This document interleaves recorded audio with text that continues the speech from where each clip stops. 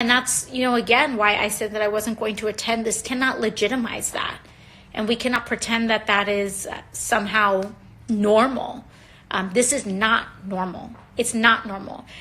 I didn't not attend the State of the Union because I disagree with the president.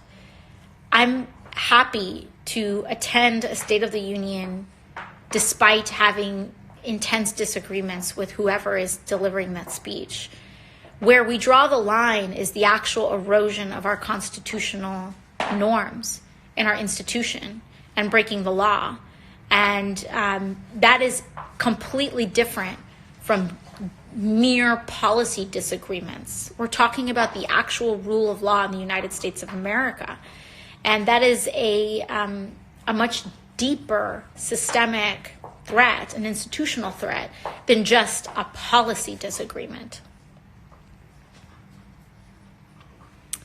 I'll take a couple more questions and then I'm going to hop off. Thank you all so much for coming in. A lot of folks are asking about thoughts on Pelosi tearing papers up at the end of the speech. I thought it was a pretty audacious move. I do wish that the president was not invited to deliver a State of the Union on this day. I think that there's a lot of complications around inviting an impeached president whose trial is not over yet to deliver a State of the Union and to have a profound amount of state ceremony and coverage focused on what he has to say. And there are a lot of members who are, who went that are now saying they either walked out in the middle of the speech or they said that they wish that they didn't go. And that is because the president peddled in misinformation for, 60 minutes straight or however long his speech lasted. And that is the consequence. And again, this is different than saying things you disagree with. We're talking about saying things that are patently false to be aired. And one of the biggest problems that we have in journalism right now is that journalists covering this White House are covering it like they're acting like stenographers and they're not acting like journalists. And so what they're doing is that they're just amplifying and quoting all of the false statements that the president says. And they don't know, and they took years struggling to call a lie, and to call racism. They still can't bring themselves to often call things racist. And,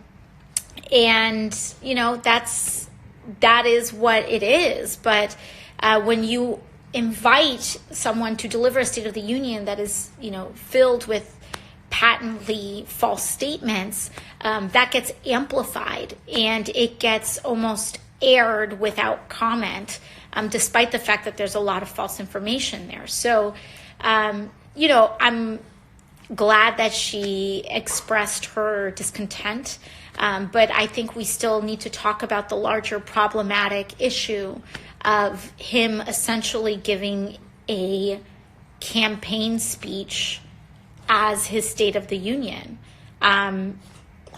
It's not a State of the Union. It's just a rally. And you could hear that by Republican members yelling 4 more years.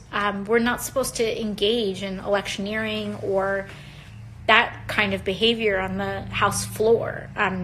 They can save that for their rallies where they yell, "Send her back," or whatever.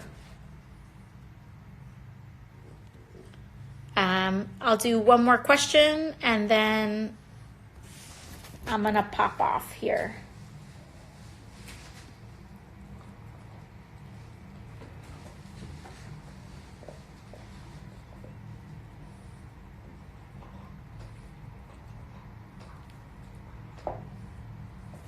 Oh, someone's being very kind.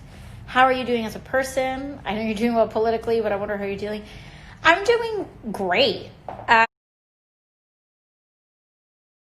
Several million people following online means, and particularly being a Democrat and just being a woman in politics means that I'm going to receive a ton of vitriol, and especially with this president. A lot of the incoming is